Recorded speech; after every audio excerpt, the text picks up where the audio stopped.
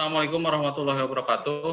Waalaikumsalam Rekan-rekan warahmatullahi wabarakatuh. dari STI PGRI, hari ini Pak Kepala Bapak Maman Suherman SST akan memberikan materi tentang kebijakan penanggulangan bencana. Pengenalan dirinya sudah dipang-pang, jadi tidak usah saya sebutkan. Kebetulan Pak Kalak sudah hadir, jadi kita langsung saja bersama beliau. Kepada Pak Maman, silakan.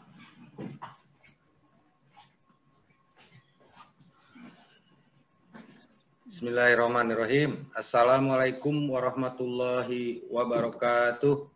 Waalaikumsalam warahmatullahi wabarakatuh. Adik-adik sekalian, mahasiswa, mahasiswi STI PGRI Sukabumi yang saya banggakan. Ada berapa siswa ini yang mengikuti?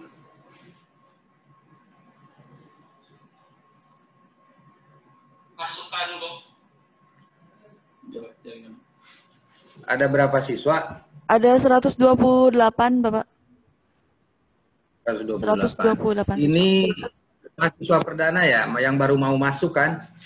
Ya, calon mahasiswa. Oke. Calon mahasiswa, betul.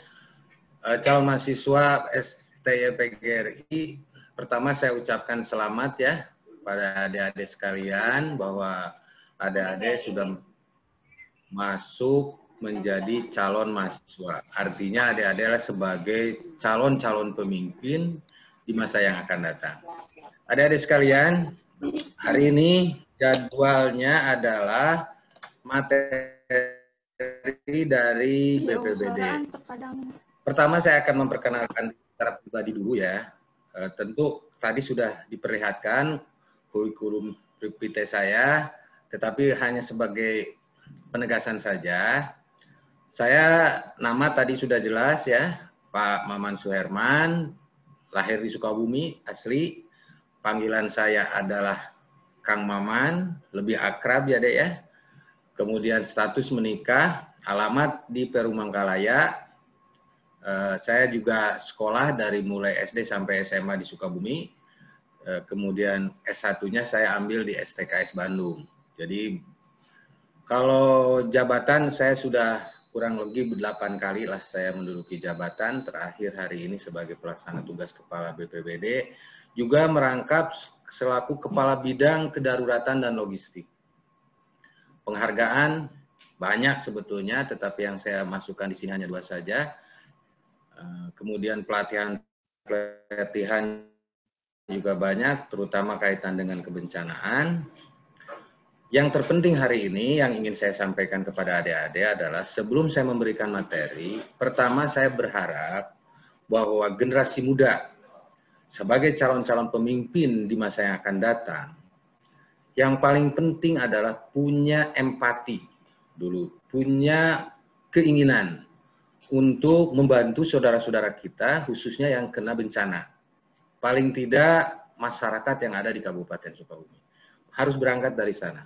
Ada punya pemahaman, punya ilmu tentang kebencanaan, percuma kalau tidak ada perasaan, keinginan untuk membantu saudara-saudara kita. Ilmu itu adalah harus dimanfaatkan gitu.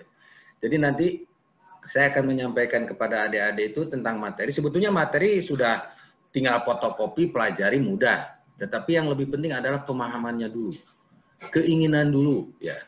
Ilmu apapun yang ada terima, termasuk ilmu tentang kebencanaan nanti yang akan saya sampaikan. Setelah ada terima, ada ikut membantu, ikut memanfaatkan ilmu-ilmu yang diterima tersebut. Kebijakan penanggulangan bencana. Di situ tertera, tangguh, teruji, profesional, dalam bingkai kebersamaan. Jadi kalau kita berbicara bencana, Dek, pertama tangguh ilmunya. Karena menanggulangi bencana itu harus didasari oleh ilmu pengetahuan, keterampilan, gitu kan. Kemudian tangguh fisiknya. Kalau sakit-sakitan, bagaimana gitu kan? mau menanggulangi bencana. Yang kedua, teruji. Teruji dari berbagai sisi, terutama teruji dari sisi mental.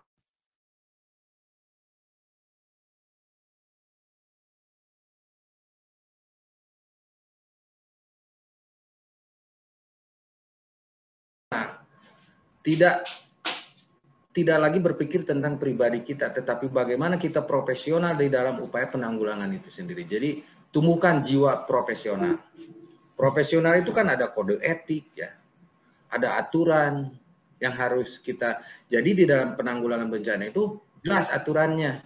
Siapa berbuat apa, harus seperti apa, dasarnya apa, kita melakukan kegiatan itu. Jadi seperti itu. Dilanjut slide 2.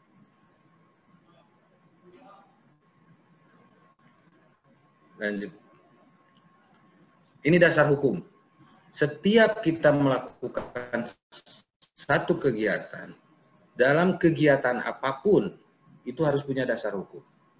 Jadi nggak bisa kita melakukan satu kegiatan, apalagi kegiatan kepemerintahan, tidak didasari oleh dasar hukum. Ini jelas dasar hukumnya, dari mulai undang-undang, PP, peraturan daerah, sampai ke Perbu, peraturan bupati yang terendah, ya. Peraturan tertinggi undang-undang, peraturan yang paling rendah adalah peraturan bupati. Kita tidak boleh melakukan kegiatan terlepas dari aturan-aturan ini. Jelas di dalam Undang-Undang RI nomor 24 tahun 2007 tentang penanggulangan bencana. Nanti kita urailah.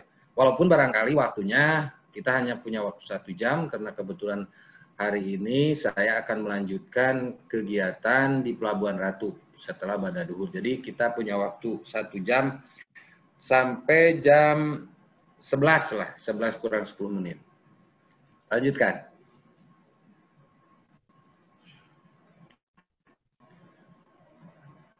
Ini sekilas mengenal BPBD Kabupaten Sukabumi. Tujuan Badan Penanggulangan Bencana Daerah atau BPBD, untuk apa sih dibentuk BPBD? BPBD ini adalah satu lembaga yang menangani tentang kebencanaan dari mulai sebelum bencana, saat terjadi, sampai setelah terjadi. Yaitu tujuannya adalah untuk menjamin terselenggaranya penanggulangan bencana secara terencana, terpadu, terkoordinasi dalam memberikan perlindungan kepada masyarakat dari ancaman, risiko, dan dampak dari bencana. Kalimat ini yang paling intinya adalah perlindungan. Pemerintah harus memberikan perlindungan kepada masyarakat yang kena bencana. Bagaimana pola perlindungannya? Bagaimana kita melindunginya itu? Ini merupakan jaminan pemerintah. Di dalam undang-undang jelas, pemerintah punya kewajiban untuk melindungi masyarakat yang kena bencana. Cuma di dalam upaya untuk melindungi itu harus terencana, jangan ujug-ujug gitu ya. Harus terencana dengan baik, harus terpadu, terkoordinasi. Karena kenapa ada kata koordinasi? Penanggulangan bencana tidak bisa hanya dilakukan oleh BPBD. Harus banyak yang terlibat, makanya harus terkoordinasi dengan baik. Banyak yang membantu, baik misalkan dari TNI, dari kepolisian, dari mahasiswa, dari relawan-relawan dan sebagainya. Kalau tidak terkoordinasi dengan baik di lapangan, di saat terjadi bencana, ini akan amburadul. Makanya harus terkoordinasi. Satu sisi jaminan pemerintah untuk melindungi masyarakat. Dari satu sisi pemerintah sendiri harus punya strategi dalam upaya penanggulangan bencana. Dilanjut.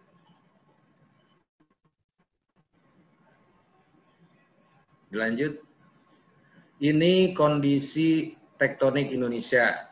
Sebetulnya kalau ini bisa dipelajari, tetapi saya hanya menyampaikan saja bahwa Indonesia ini ada di 2 lempengan besar yang merupakan potensi terjadinya bencana gempa bumi, yaitu lempengan Indo-Australia dan lempengan Pasifik. Apabila lempengan Pasifik dengan Indo-Australia ini terjadi atau putus gitu ya, ini akan menimbulkan satu bencana yang besar. Saya tidak akan terlalu dalam, karena kalau ini terlalu dibicarakan, dikhawatirkan adik-adik adik salah persepsi. Yang penting kondisi Indonesia yang terdiri dari berbagai pulau itu ada di ring atau lingkaran bencana. Jadi di Indonesia itu, Dek, tidak ada satupun jenis bencana yang tidak ada. Artinya semua jenis bencana di Indonesia itu ada. Kenapa? Karena tadi satu kita ada di lempengan Indo-Australia dan lempengan Pasifik. Ini tidak terlalu harus didalami ya oleh Ade. Yang penting tahu saja bahwa kita senegara Indonesia, khususnya Sukabumi, makanya Sukabumi itu termasuk daerah yang rawan bencana. Dilanjut. Ini materi banyak, kita singkat-singkat saja lah. Silakan. Kondisi geologi Kabupaten Sukabumi ya, bahwa Kabupaten Sukabumi termasuk salah satu market bencana. Dari 13 jenis bencana yang ada di dunia, paling tidak di Sukabumi itu ada 9 atau sampai 10 jenis bencana. Yang paling dominan di Kabupaten Sukabumi itu adalah bencana pergerakan tanah yang pertama. Jadi coba Ade bayangkan, di Sukabumi yang begitu banyak bukit-bukit, sementara tanahnya itu bergerak gitu ya. Jadi tidak keras gitu, terutama wilayah selatan antara Sagaranten, kemudian Cisolo sampai ke Cikmas, ujung selatan Tegal Bulet, itu daerah-daerah yang rawan. Termasuk di utara. Di utara pun sama, termasuk daerah Kadudampit juga di situ ada pergerakan-pergerakan. Tapi yang paling dominan adalah di selatan sampai ke wilayah tengah. Dilanjut.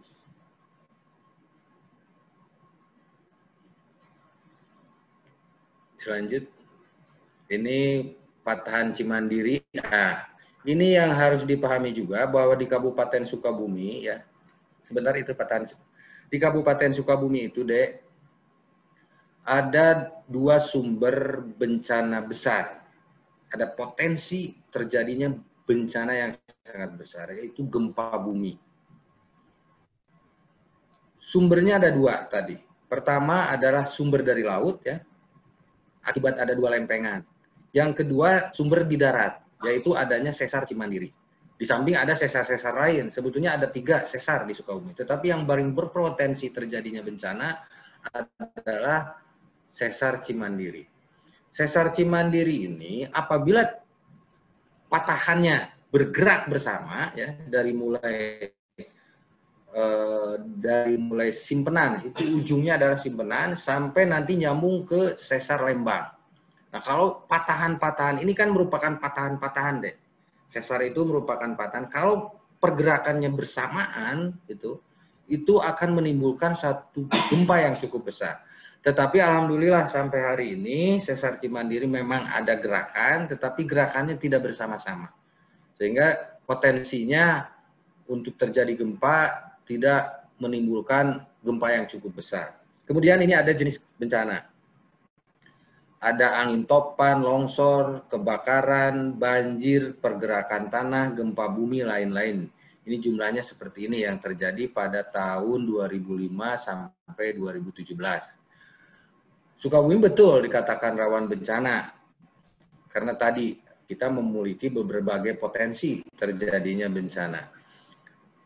Tetapi ada upaya-upaya ya, nanti dimitigasi lah, di pencegahan, upaya-upaya kita agar potensi-potensi bencana yang ada di Indonesia itu tidak menimbulkan risiko bencana yang terlalu besar. Dilanjut deh.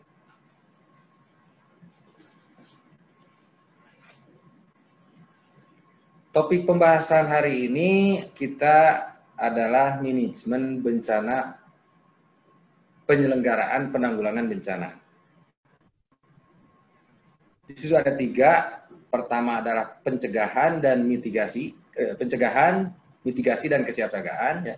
Kemudian tanggap darurat dan pemulihan pasca bencana. Jadi ada 3. Bagaimana setelah kita mengetahui adanya potensi, ya, potensi bencana seperti saya sebutkan tadi, ada potensi gempa, ada potensi pergerakan tanah, ada potensi longsor, ada potensi angin topan atau puting beliung, potensi banjir dan sebagaimana.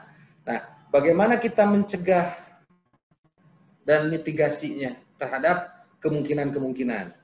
Ada strateginya. Untuk apa? Paling tidak mengurangi terjadinya risiko bencana. Yang kedua adalah tanggap darurat. Tanggap darurat ini di saat terjadi bencana. Begitu terjadi bencana, contoh Cimapak yang baru-baru ini tahun 2019. Kemudian terjadi lagi di Nyalindung pergerakan tanah, jalan ke Sagaranten. Bagaimana kita begitu terjadi ya bencana itu? Bagaimana kita strateginya di dalam upaya tanggap darurat?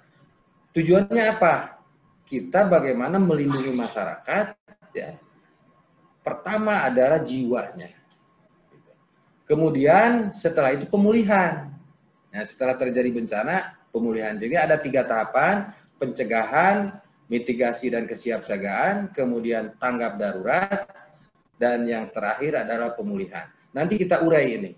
Bagaimana pencegahannya, bagaimana tanggap daruratnya, dan bagaimana pemulihannya. Lanjut.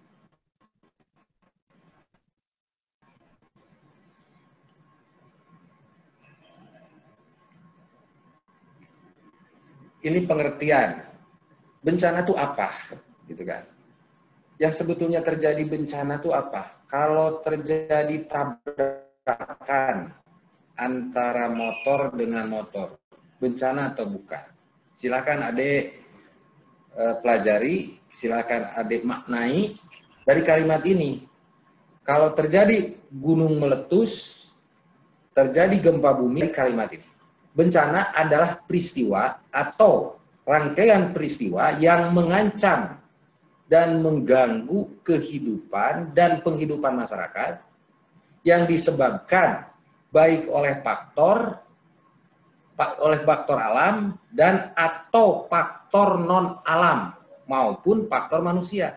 Jadi ada 3 yang menyebabkan terjadi bencana. Itu ada 3: faktor alam, non alam, dan manusia, hingga menimbulkan korban jiwa, kerusakan lingkungan, kerusakan harta, kerusakan dan dampak psikologisnya atau kejiwaan manusia.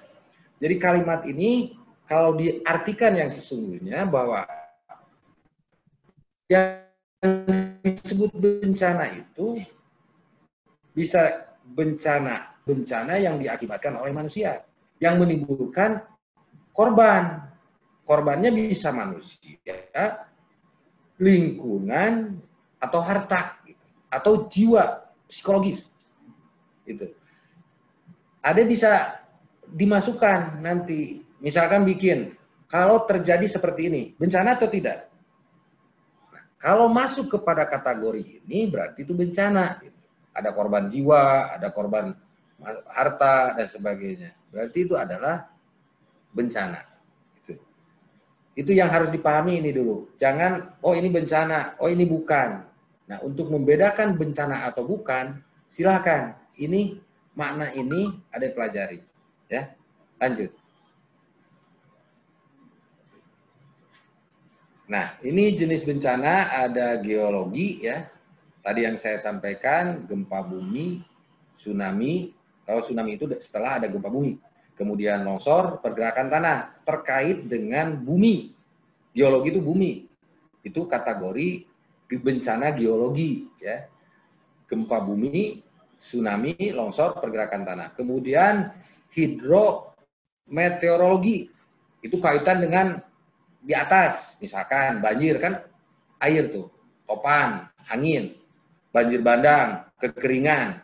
Itu kajiannya sudah di situ gitu. Kemudian biologi, epidemi seperti hari ini. Hari ini terjadi yang namanya corona atau wabah COVID-19. Itu kategori epidemi, penyakit tanaman, penyakit hewan. Nah, itu masuknya di situ. Kemudian teknologi, kecelakaan transportasi, industri, dan sebagainya.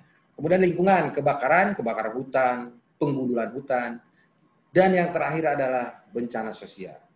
Yang paling harus kita perhatikan juga hari ini, kadang-kadang orang tidak begitu memperhatikan bencana sosial. Padahal bencana sosial itu dampaknya lebih besar. Sederhana aja bencana sosial. Konflik akibat pilkada misalnya. Bisa terjadi karena adanya pro A, pro B, terjadi gontok-gontokan, terjadi konflik, itu kategori konflik sosial. Kemudian terorisme. Ada upaya-upaya dari kelompok-kelompok yang tidak suka kepada pemerintah dan sebagainya, atau kepada kelompok lain, terjadi teror, ya. Itu kategori bencana. Ini bahaya sekali bencana konflik sosial ini. Dan harus diwaspadai oleh adik-adik sekalian apabila terjadi. Dan apabila terjadi konflik sosial, paling sulit menanganinya. Masih mudah kita menangani bencana alam atau bencana non-alam. Tetapi penanganan konflik sosial itu akan banyak memakan korban. Contoh yang sudah terjadilah di Indonesia, misalkan Palu dulu. Sekarang alhamdulillah lah tidak ada. Itu konflik sosial akibat adanya atau perbedaan pendapat di masyarakat dan sebagainya. Termasuk yang kecil-kecil deh. Geng motor dengan geng motor itu konflik sosial. Atau adik-adik nih masih siswa SMP tawuran, itu konflik sosial, bencana sosial. Kalau tidak segera ditangani, bisa kategori itu bencana sosial. Dilanjut. Waktunya ya kita percepat lah.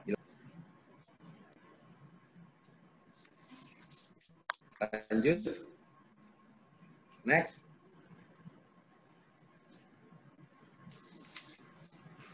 Operatornya.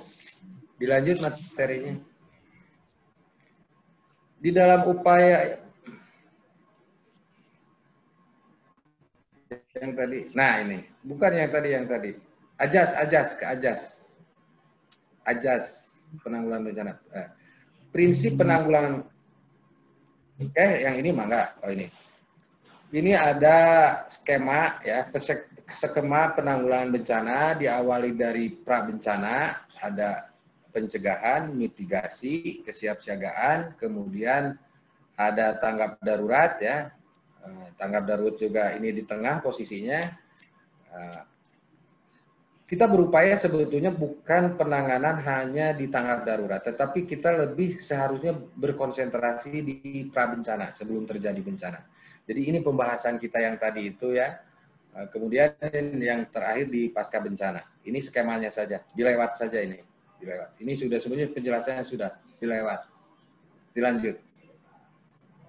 Ini juga sama, siklus aja. Ini bisa dipelajari dari bagaimana. Yang lebih penting adalah nanti bagaimana strategi kesiapsiagaannya, strategi mitigasinya, kemudian strategi penanganan darurat sampai ke pemulihan. Dilanjut. Ini siklusnya saja. Nah, apa yang disebut manajemen bencana? Ya, manajemen itu kan strategi sebetulnya. Manajemen bencana itu adalah segala upaya ya atau kegiatan yang dilaksanakan dalam rangka pencegahan sama mitigasi, kesiapsiagaan, tanggap darurat, dan pemulihan. Berkaitan dengan bencana yang dilakukan pada sebelum, pada saat, dan setelah bencana. Jadi tetap 3. Sebelum, saat terjadi, dan setelah terjadi. Gitu. Contoh misalkan, kalau setelah terjadi di kasus di Aceh dulu, begitu terjadi tsunami, porak-poranda. Berarti harus ada penanganan setelah atau pasca bencana. Sebelum dilanjut, ini suara saya kedengaran jelas nggak?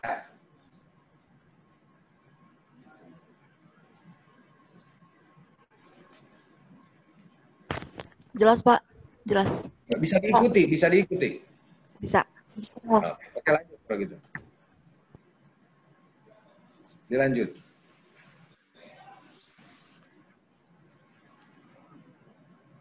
Dilanjut materinya.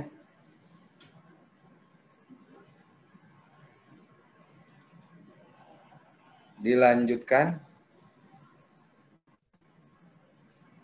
Next. Penyelenggaraan penanggulangan bencana. Ini penyelenggaraan. Penyelenggaraan sama kembali lagi sebetulnya ini terputar-putar, tetapi ini lebih detail ya penjelasannya. Penyelenggaraan itu tadi prabencana. Prabencana itu adalah situasi tidak ada bencana dan situasi terdapat potensi bencana. Situasi hari ini, ya, situasi hari ini. Situasi hari ini adalah situasi tidak ada bencana. Tetapi ada di daerah-daerah tertentu terdapat potensi terjadi bencana. Paham nggak? Situasi hari ini yang kita rasakan. Situasi yang hari ini kita rasakan adalah situasi tidak ada bencana. Situasi terdapat potensi bencana. Ada potensi bencana, walaupun tidak terjadi bencana. Nah, untuk itu dalam pencegahan penanggulangan bencana, dalam posisi prabencana ini, pertama kita harus membuat perencanaan.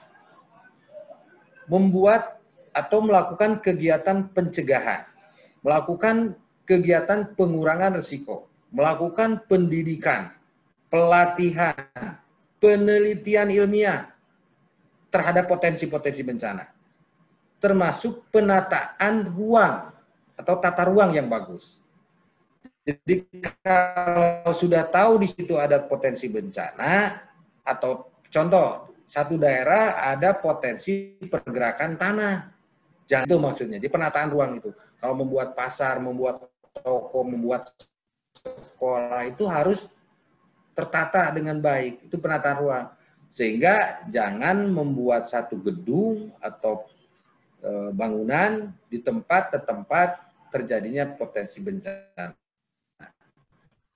Kemudian situasi terdapat potensi, contohnya hari ini terjadi di Gerbitung. Di situ ada potensi terjadi pergerakan tanah di Gerbitung itu.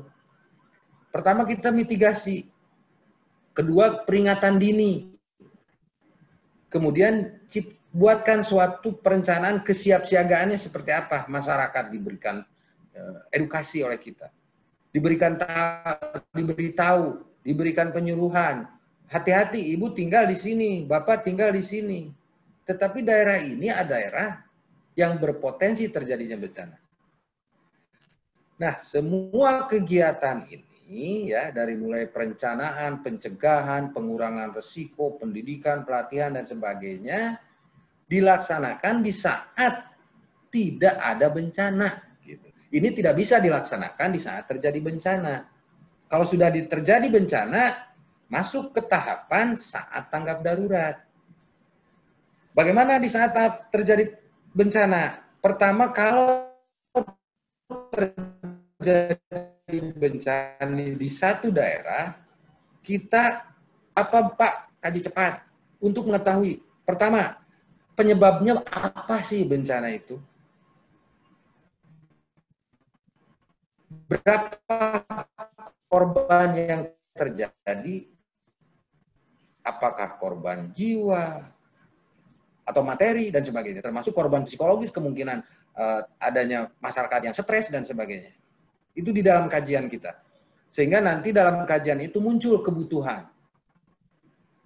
Kalau yang terdampak, katakanlah yang terdampak ada 10 orang, berarti kita harus menyiapkan kebutuhan-kebutuhan untuk 10 orang. Misalkan contoh.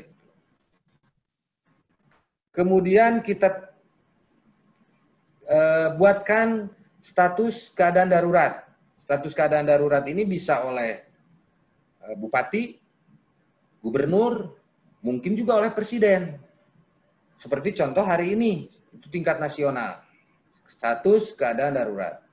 Kemudian tentu kalau sudah terjadi itu yang harus segera kita utamakan adalah penyelamatan atau evakuasi. Penyelamatan apa? Yang paling utama kita selamatkan adalah jiwa masyarakat. Kedua, materinya, mungkin rumahnya, hartanya, kita evakuasi. Nah, setelah dikaji cepat tadi ya, sudah ada hasil dari hasil kaji cepat, tentu muncul pemenuhan kebutuhan. Atau kebutuhannya apa? Oh, butuhnya misalkan masyarakat di situ butuh kebutuhan dasar. Nah, itu ada tahapan pemenuhan kebutuhan dasar. Tentu selanjutnya ada pelindungan. Misalkan oh ini harus kita ciptakan, misalkan tempat pengungsian karena dari korban, kita segera cepat harus ditangani. Kita buat perlindungan. Nah, termasuk di situ kalau memungkinkan ada pemulihan-pemulihan. Misalkan lah, tidak ada MCK ya, segeralah kita buatkan MCK di daerah terjadi bencana. Yang terakhir adalah pasca bencana ya, setelah terjadi bencana di situ ada rehabilitasi ya. Rehabilitasi apa yang harus direhab? Kalau rusak gedung ya, atau prasarana-sarana ya kita segera. Kemudian sosialnya, masyarakatnya ya, psikologi masyarakatnya, mungkin juga rusak ekonomi, tatanan ekonomi, termasuk kesehatan ya.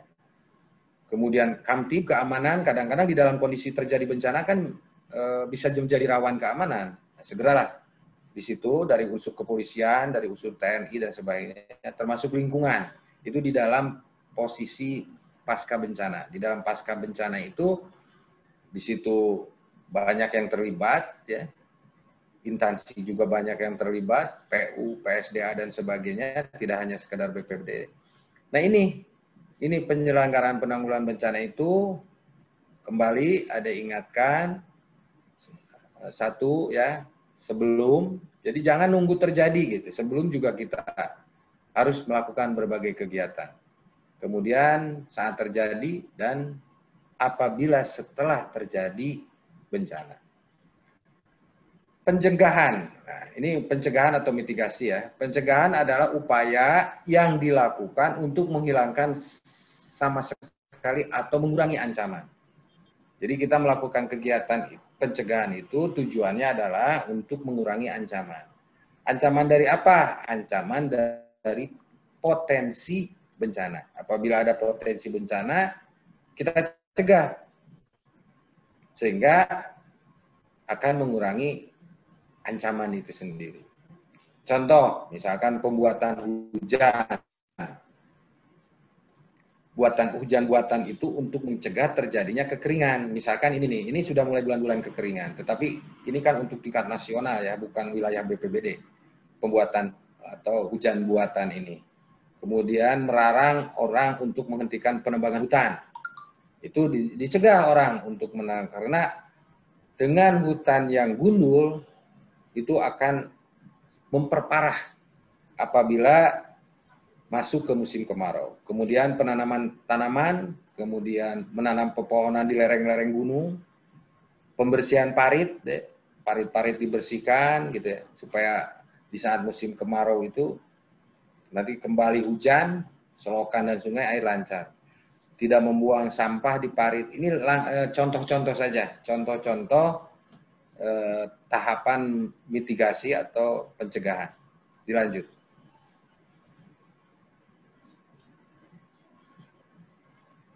Lanjut. Masih konsen nih? Mitigasi ada dua ya, non struktural. Sebenarnya materi-materi ini bisa ada download, ada pelajari, tetapi yang lebih penting kan bagaimana kita upaya penanggulangan bencana tadi ya. Seperti pembentukan kelembagaan organisasi, peraturan perundangan, perencanaan, penyusunan, pedoman, dan sebagainya. Jadi mitigasi non-struktural, kemudian ada mitigasi struktural. Struktural rekayasa, struktural non-rekayasa. Dilanjut.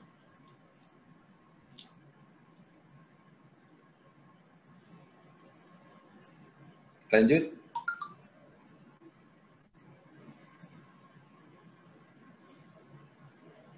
Mitigasi atau pengurangan adalah upaya untuk mengurangi atau meredam risiko. Jadi tujuannya mitigasi itu jelas ya.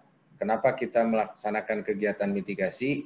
Sebenarnya sederhana. Intinya agar apabila terjadi bencana itu risikonya terkurangi lah.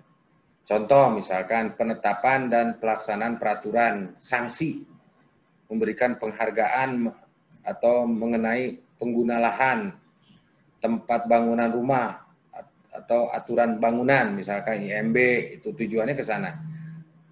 Kemudian memberikan sanksi kepada, misalkan sekarang contoh lah, orang membuang sampah ke sungai, itu dampaknya itu sebetulnya berbahaya. Bisa dibuatkan sanksi sebetulnya itu. Kalau orang membuang sampah ke sungai didenda sekian gitu misalkan. Kalau fisiknya misalkan kita membuat bendungan, tanggul, kanal, contoh misalkan banjir di Jakarta. Salah satu upaya di Jakarta itu adalah dengan membuat kanal. Itu mitigasi bencana.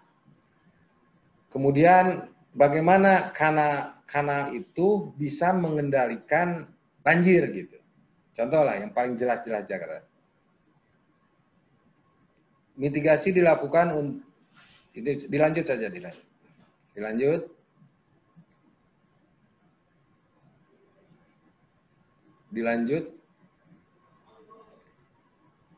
Mitigasi dalam Undang-Undang 24 tahun 2007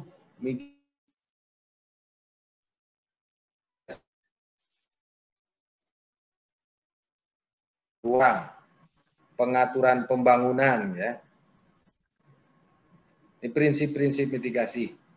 Bencana adalah titik awal upaya mitigasi bagi bencana berupa serupa berikutnya. Upaya mitigasi itu kompleks, saling ketergantungan, dan melibatkan banyak pihak. Ya, nggak bisa kita BPBD sendiri gitu. Upaya mitigasi aktif lebih efektif dibanding upaya mitigasi pasif. Jika sumber pemberdayaan terbatas, prioritas harus diberikan kepada kelompok rentan. Kelompok rentan itu tadi kelompok-kelompok yang ada di lingkungan-lingkungan yang rawan bencana. Dilanjut. Ini hanya prinsip-prinsipnya saja. Dilanjut deh.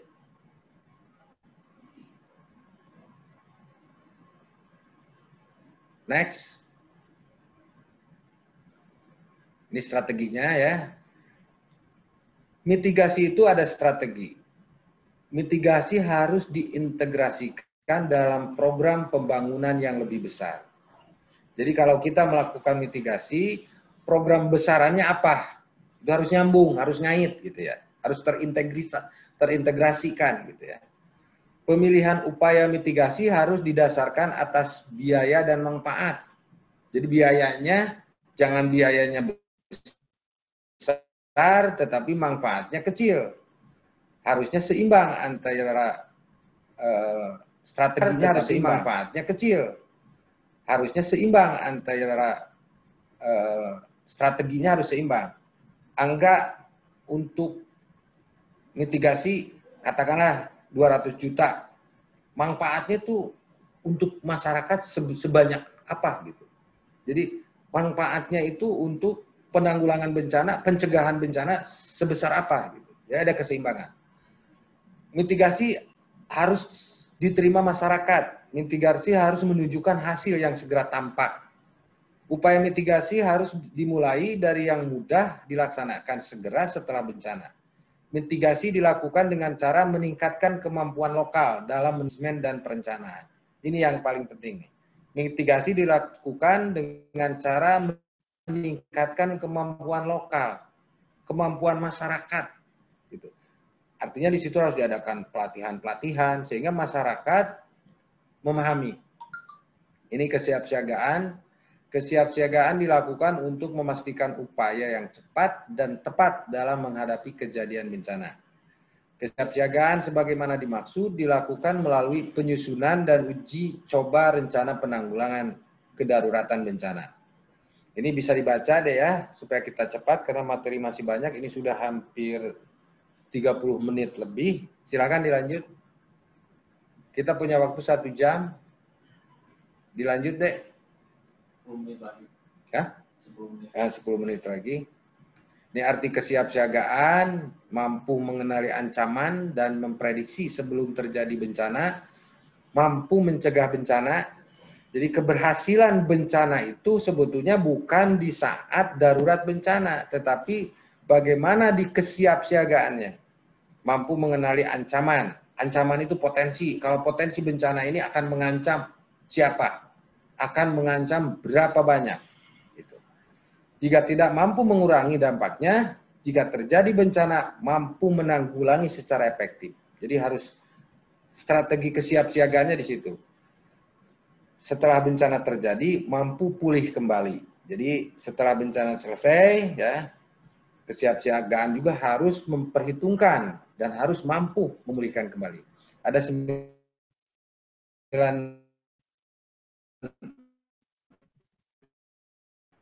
kegiatan dalam tahap persiapsiagaan ya, penilaian risiko, peringatan dini, manajemen informasi ya, bagaimana kita memberikan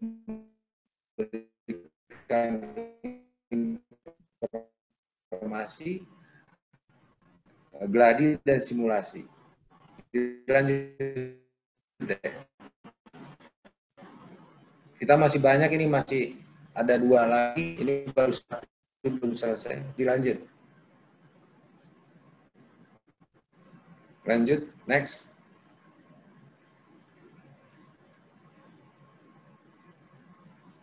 Ini penilaian ya, penilaian risiko, identifikasi ancaman, itu ada hitung-hitungannya. Kemudian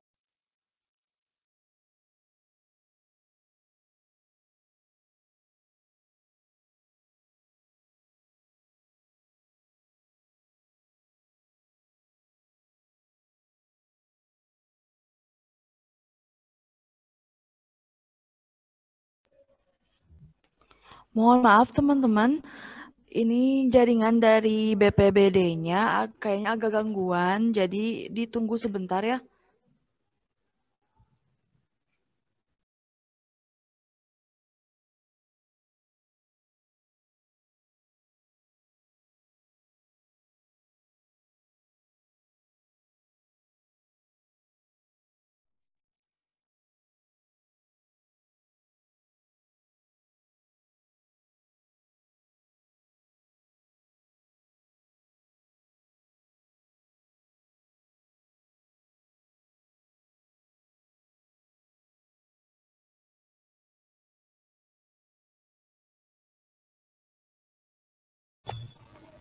Ya, halo. Bapak maaf tadi terputus ya.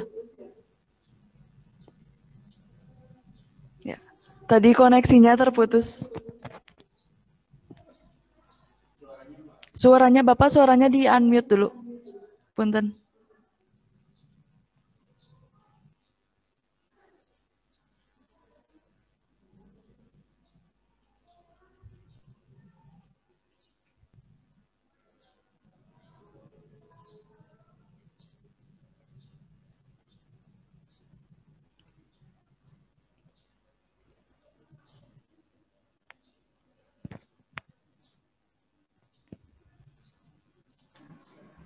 oke. Ada suara? Ada Pak. Oke, ya. Dilanjut dulu itu.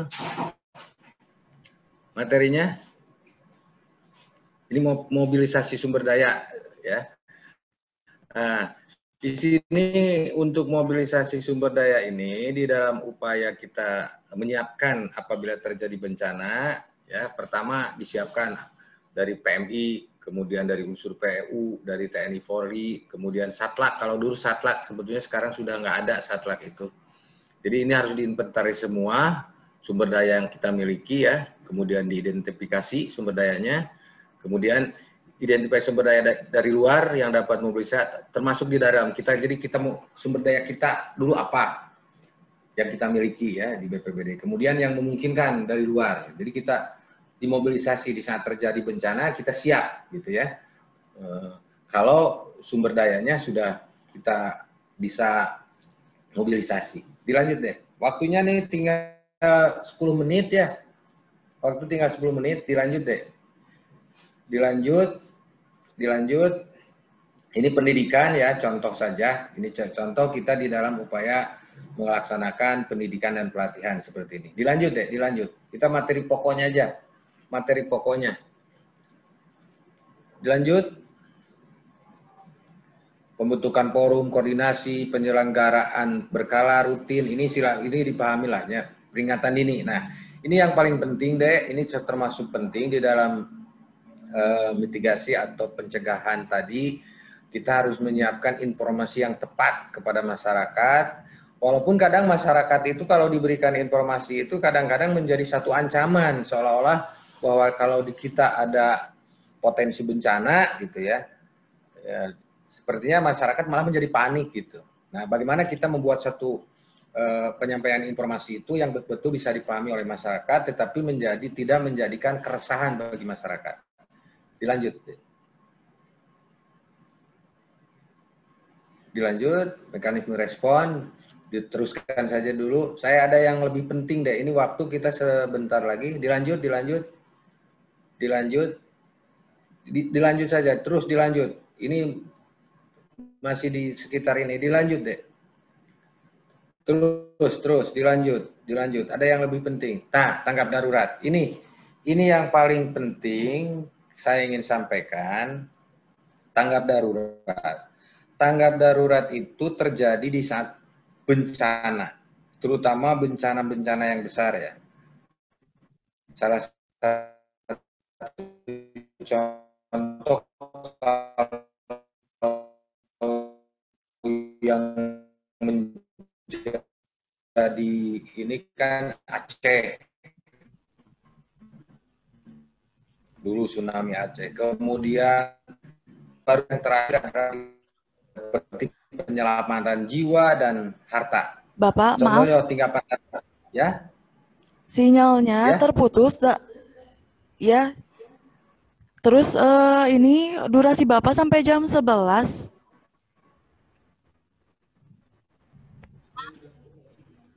Oh, sampai 10.30. Sinyalnya terputus lagi. Bapaknya juga. Ya, betul.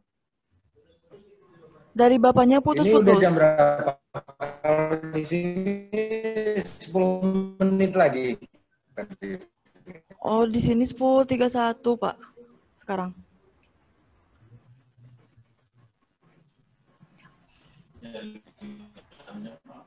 Jaringan, barangkali jaringan ya.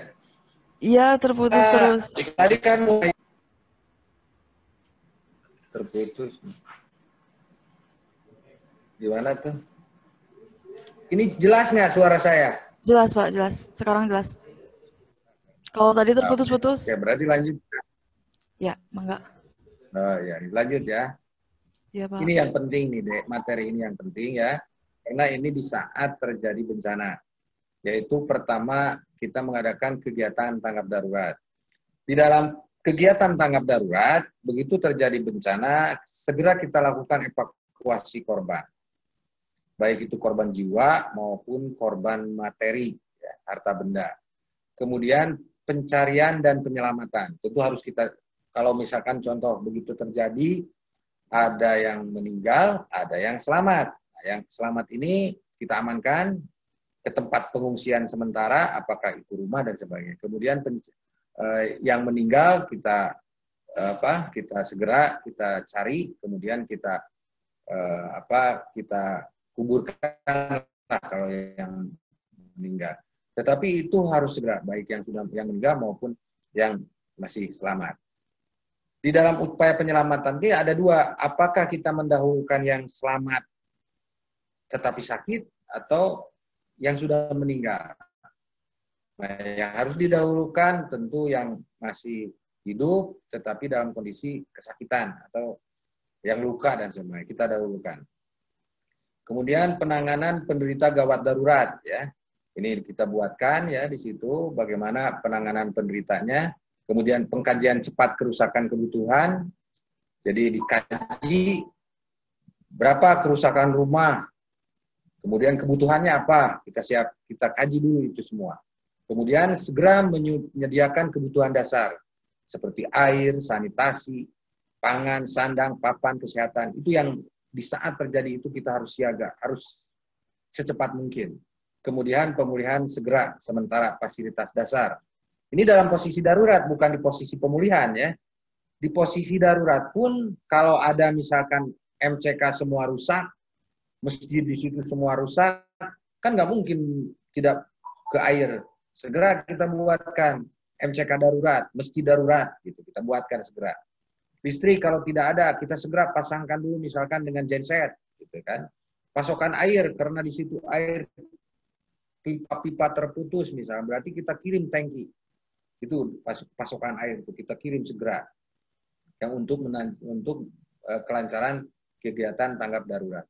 Ini di tanggap darurat ini yang termasuk kita juga barangkali kalau ada terjadi bencana harus didukung oleh teman-teman yang lain.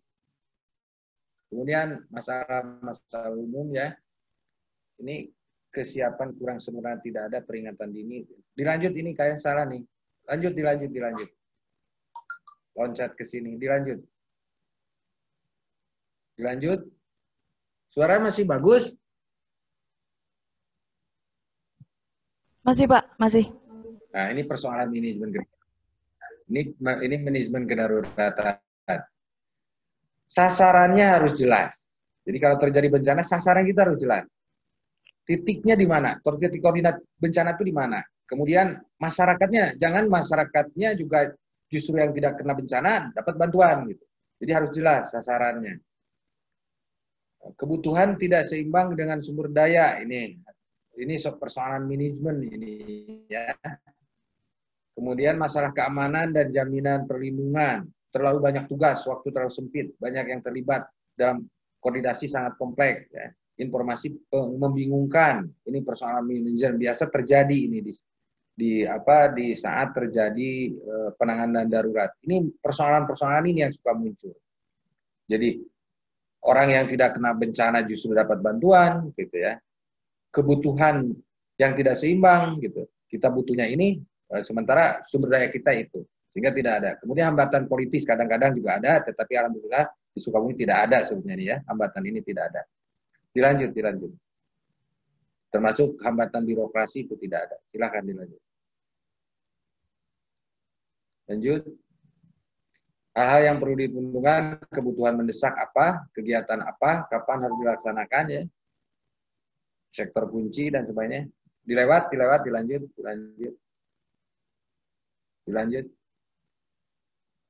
Dilanjutkan.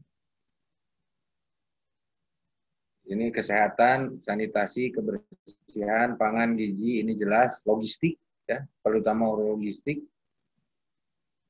Suara masih bagus ini?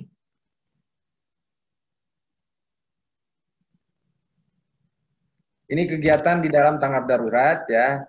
Pertama, manajemen dan koordinasi. Karena di dalam upaya penanganan darurat ini tidak hanya bisa dilakukan oleh satu pihak.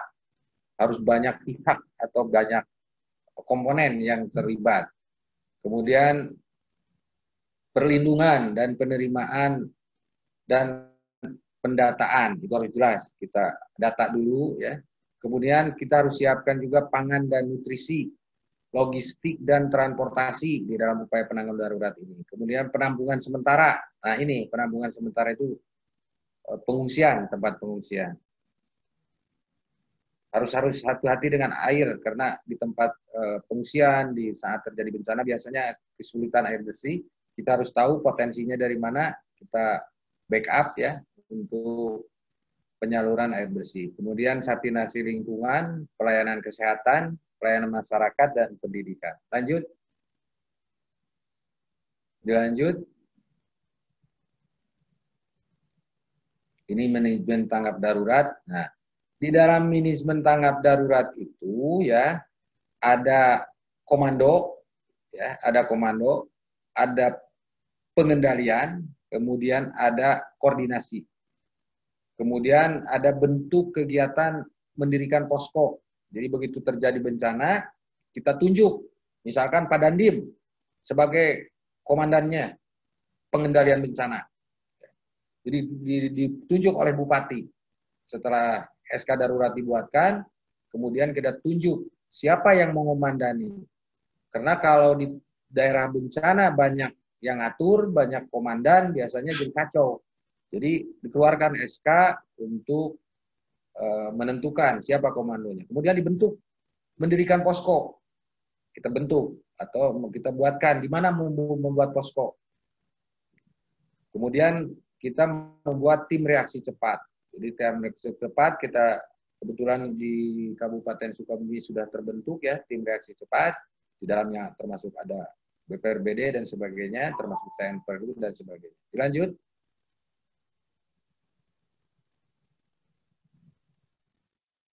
Dilanjutkan. Nah, kegiatan ini meliputi evakuasi korban yang masih hidup dan meninggal, kata saya tadi kan. Jadi korban mana yang masih hidup, kita selamatkan segera. Nah, ini contoh foto-fotonya ya, ini yang masih hidup, yang ini yang meninggal. Kemudian tentu ini dalam mengevakuasi korban yang hidup dan yang meninggal ini harus punya skill deh. Tidak bisa sembarangan orang. Kadang-kadang kan cara mengambil menolong orang yang patah kaki malah jadi lebih sakit gitu. Jadi harus punya keterampilan kita di dalam evakuasi korban. Makanya ada pelatihan-pelatihan. Pelatihan cara menolong orang yang sudah meninggal bagaimana, orang yang masih hidup seperti apa. Memberikan pertolongan dan perlindungan bagi korban, menerima dan memberikan tempat penampungan sementara, tadi ada tempat pengungsian. Kemudian mendata, mencatat agar memudahkan dalam mengurus pelayanan. Jadi dicatat, begitu kita terjadi korban atau terjadi bencana, berapa jumlah yang terdampak. Katakanlah ada 100 yang terdampak, 100 orang. Berarti sehari di tempat pengungsi, kita harus membuat nasi bungkus 100 orang kali 3 kali makan. Itu maksudnya kegunaan pendataan.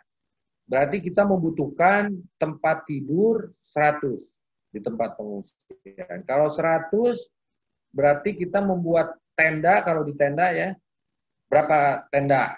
Itu maksudnya. Jadi pendataan itu gunanya untuk itu. Tugas ini dilakukan oleh Pemda. Lanjut.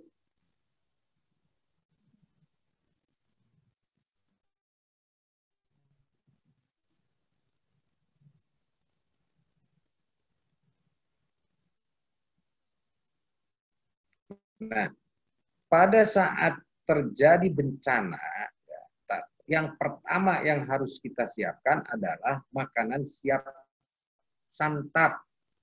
Jadi begitu kita bencana terjadi, ya, yang paling pertama kita kirim adalah makanan siap santap. Nasi bungkus, nasi goreng, gitu, yang bisa langsung kita dimakan. Kemudian air juga, air mineral ya, dan siap diminum. Jadi kita pertama begitu terjadi, contoh waktu saya di Solok itu terjadi bencana, yang kita pikirkan bagaimana orang-orang itu makannya yang terdampak bencana itu. Jadi perutnya yang kita pertama. Jangan datang ke sana mau membawa beras. Datang ke sana membawa beras, mau masak di mana gitu. Jadi ya, segera kita buatkan nasi bungkus. Caranya seperti apa? Makanya jumlah korban berapa kita kirim. Ini ada standar nih, kalau di Departemen Sosial ada 400 gram dan 3.000 per orang per hari untuk makan ya, untuk makan. Dilanjut. Ini contoh-contohnya. Masih terdengar? Masih Pak, cuman slide materinya kesananya agak delay. Delay? Ya, slide materi nyampe ke sana. Ya. Oke, kalau begitu ini sudah bisa dipahami enggak? Intinya saja sudah kita masih punya waktu 4 menit hanya ya. Jadi kalau materi kan bisa dibagikan nanti, fotokopi bagikan lah ya. Saya beri kesempatan lah 1-2 orang yang bertanya. Silakan. Bisa nggak itu? Bisa. Memungkinkan nggak? Memungkinkan Pak. Ya, enggak. Baik.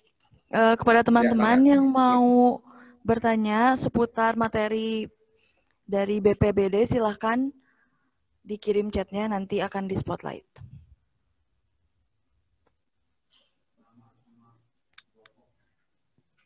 Jangan lupa memberi nama dengan kelompoknya.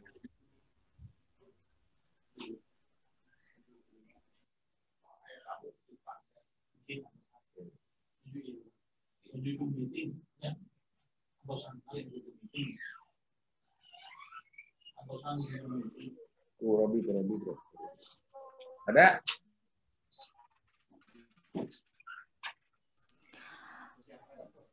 Asop Sopian dari kelompok 2, silakan dipersiapkan.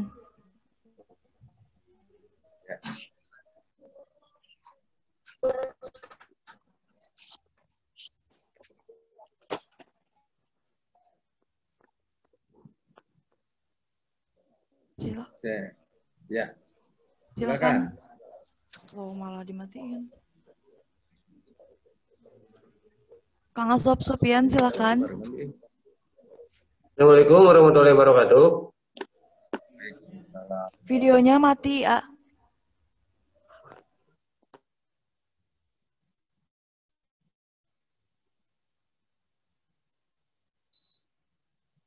Mati.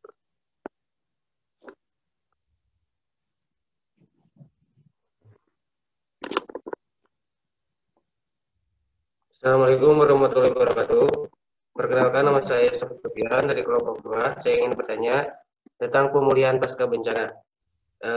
Kalau pemulihan pasca bencana itu ketika kita ada bencana langsung dipulihkan atau menunggu beberapa bulan dulu untuk pemulihan agar dana untuk pemulihan itu keluar. Sedangkan kan kemarin saya lihat di yang pergeseran tanah itu udah beberapa bulan jalan rusak tapi gak dibenerin. Sekian dan terima kasih. Assalamualaikum warahmatullahi wabarakatuh. Oke, bisa langsung dijawab ya. Yang paling betul adalah begini, ideal ya. Saya bicara ideal bahwa pemulihan itu harusnya dilakukan setelah masa darurat selesai. Masa darurat itu, kalau contoh di Nyalinu, masa darurat pertama adalah 7 hari. 7 hari masa darurat adalah untuk penanganan korban dulu. Waktu itu korban kita pindahkan ke tempat pengungsian, kita dirikan dapur umum, kita berikan makan korban yang ada di tempat pengungsian.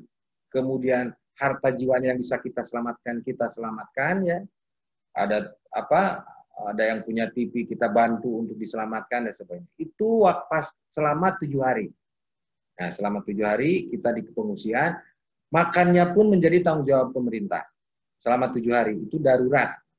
Dalam posisi darurat. Kita buatkan MCK, kemudian setelah itu kita pikirkan pemulihannya.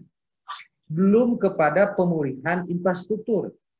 Yang menjadi concern kita adalah orang. Orang itu harus punya rumah. Nah, rumahnya rusak. Sementara contoh di Nyalinu ada kemungkinan rumah yang bisa tanah yang bisa dimanfaat sebagai rumah hunian sementara. Makanya waktu itu kita segera setelah di tempat pengungsian, walaupun memang di tempat pengungsian di tenda-tenda itu lebih dari 7 hari, tetapi penanganan pemerintahnya 7 hari. Nah, setelah itu kita pindahkan masyarakatnya ke rumah hunian sementara. Alhamdulillah 73 kita pindahkan. Infrastruktur kita lihat. Nah, kita lihat salah satu di situ yang harus segera ditangani adalah jalan. Betul kita akui. Hanya persoalannya jalan itu adalah milik provinsi. Jadi kami pemerintah kabupaten tidak bisa gitu ya. Nah, kita koordinasi dengan provinsi. Provinsi waktu itu mengeluarkan anggaran perencanaan 10M awalnya untuk perbaikan. Tetapi karena kalau diperbaiki itu tidak mungkin, karena pergerakan tanahnya masih terus.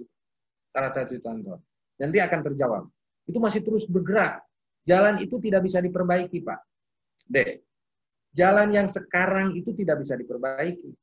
Tetapi harus direlokasi, dipindahkan. Sebab berapapun anggaran yang digunakan untuk memperbaiki jalan yang ada, ya, itu akan terus rusak karena tanahnya goyang, bergerak. Nah, kemudian kita rencanakan ini pemulihan ya, pasca bencana. Kita rencanakan membuat jalan alternatif atau relokasi jalan. Kita buatkan relokasi jalan. Anggarannya sudah disiapkan oleh provinsi. Jadi kalau contoh di Nyalindung, sebenarnya sudah kita lakukan. Perbaikan sementara jalan terus dilakukan. Makanya mobil bisa lewat. Kalau tidak ditangani, Dek, tidak diperbaiki jalan, sudah tidak ada tuh mobil yang lewat. Tidak ada, karena itu jalan sudah parah. Tetapi karena terus dilakukan perbaikan, walaupun sifatnya sementara. Karena pemulihan yang sebenarnya itu harus direlokasi, dipindahkan jalan. Nah, anggarannya tidak bisa oleh kabupaten, oleh provinsi. Provinsi sudah siap. Seharusnya pada bulan bulan April 2020 jalan itu sudah diperbaiki, sudah dibuat jalan baru, bukan diperbaiki, dibuatkan jalan baru. Persoalan di Nyalindung karena dananya direfocusing oleh COVID, sehingga banyak sekarang ini pembangunan-pembangunan baik di pusat, di provinsi, termasuk di kabupaten, yang tidak, itu persoalannya. Jadi idealnya harus sudah selesai. Tahun ini itu harus sudah selesai di Sagaranten itu, gitu ya. Jadi pemulihan. Jadi kalau berdasarkan idealnya harusnya sudah selesai. Jalan baru, bukan perbaikan. Kalau perbaikan terus kita perbaiki. Kalau tidak diperbaiki, mobil nggak lewat. Jalan baru itu harusnya sudah selesai. Tetapi karena memang situasinya anggaran terserap oleh COVID, akhirnya tertunda. Anggarannya sudah disiapkan oleh provinsi. Barangkali itu jawabannya buat Asep ya. Asep tinggal di mana nih? Asop, Pak. Asop, Pak. Sopyan, iya. Ya. Asop. Satu lagi masih bisa lah nih. Satu lagi, silakan. Ya. Satu lagi ya. Silakan untuk satu lagi. Dea Mutiara ya. Dari kelompok 5, silakan dipersiapkan.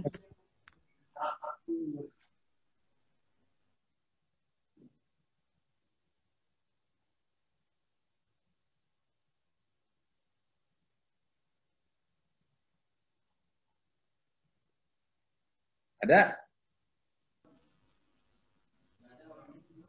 Oh, diganti aja jadi Mutia Yulia Putri dari kelompok 3. Dipersiapkan. Assalamualaikum warahmatullahi wabarakatuh. Perkenalkan, nama saya Mutia Yulia Putri dari kelompok 3. Saya izin bertanya, Pak. Dalam pasca bencana yaitu terdapat poin rehabilitasi dan rekonstruksi. Nah, di dalamnya terdapat rehabilitasi sarana prasarana. Yang ingin ditanyakan, untuk sarana prasarana umum seperti masjid mendapat tunjangan dari pemerintah sepenuhnya atau tidak? Terima kasih.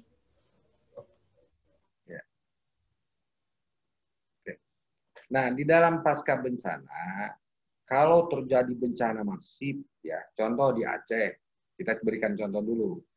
Begitu selesai penanganan darurat, sama sebenarnya pertanyaannya dengan yang pertama. Semua infrastruktur itu menjadi tanggung jawab pemerintah. Ya, tetapi ada skala prioritas, karena anggaran pemerintah terbatas. Tetapi seandainya bencana-bencana kecil lah, ya, bencana kecil yang terjadi nih, ada masjid yang rusak, misalkan, ada yang itu oleh pemerintah juga kalau penanganannya, tetapi tidak oleh BPBD. Sasaran BPBD itu bukan kepada sarana keagamaan. Kalau saya minta memperbaiki masjid, salah. Tetapi ada namanya bagian sarana keagamaan atau Departemen Agama. Gitu. Pemerintah juga, tetapi bukan BPBD. Itu, Pak. Jadi deh, ya. Pemerintah juga, kalau BPBD itu hanya ke sarana-sarana umum. Misalkan jembatan rusak. Jadi ada bagiannya. Kalau sekolah rusak, bukan BPBD yang memperbaiki. Dinas Pendidikan. Gitu deh ya. Misalkan bencana nih, ada rumah sekolah. Contoh gempa di Kabandungan. Kemarin ada gempa 2020 awal kalau nggak salah, ya, itu ada terjadi gempa Maret 2020. Terjadi gempa di Kabandungan, Kalapanunggal. Ada sekolah rusak. Diperbaiki sekolahnya oleh siapa? Oleh Dinas Pendidikan. Kan ada bagiannya. Di masjid pun dilihat dulu. Oh, ini perlu bantuan dari sarana keagamaan. Ada di kita bagian sarana keagamaan atau Departemen Agama. Harus diperbaiki kalau ada. Tetapi bukan oleh BPBD.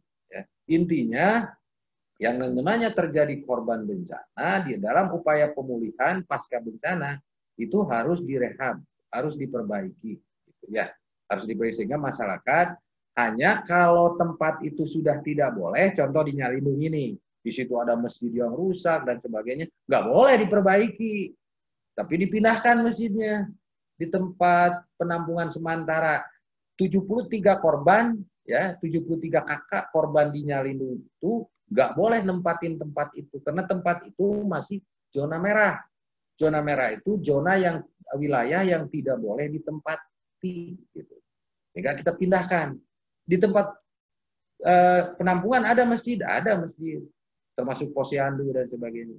Itu jawabannya. Oke, ini waktunya sudah habis ya. Saya mohon maaf, kebetulan juga saya ditunggu oleh tamu dan selanjutnya juga saya mau ke pelabuhan. Kalau ada apa-apa silahkan, ada yang bertanya melalui WA, catat WA saya. Tadi dicantumkan nggak di WA saya? Ya, WA saya catat ya. Ada? Ya Pak, Oh ada, dicantumkan. oh ya. Nah, oke. Di WA saya kalau ada pertanyaan-pertanyaan yang masih belum jelas, karena kalau waktu menjelaskan bencana itu tidak cukup 1 jam. Itu pendidikannya aja untuk lebih ini kan paling tidak kita melatih itu 3 hari gitu ya. Gitu. Jadi kalau 1 jam itu memang belum bisa utuh lah pemahaman. Tapi kalau masih ada pertanyaan yang perlu jawaban lewat WA, insya Allah saya punya waktu saya jawab. Barangkali itu deh ya yang saya bisa sampaikan. Kurang lebihnya saya mohon maaf ya. Pertemuan singkat ini mudah-mudahan bermanfaat bagi adik-adik, terutama bagi Kabupaten Sukabumi. Barangkali itu. Bila taufiq wal hidayah, wassalamualaikum warahmatullahi wabarakatuh. Waalaikumsalam warahmatullahi wabarakatuh. Terima kasih Bapak. Terima kasih kepada Bapak Maman untuk karena telah meluangkan waktunya memberikan materi untuk teman-teman semua.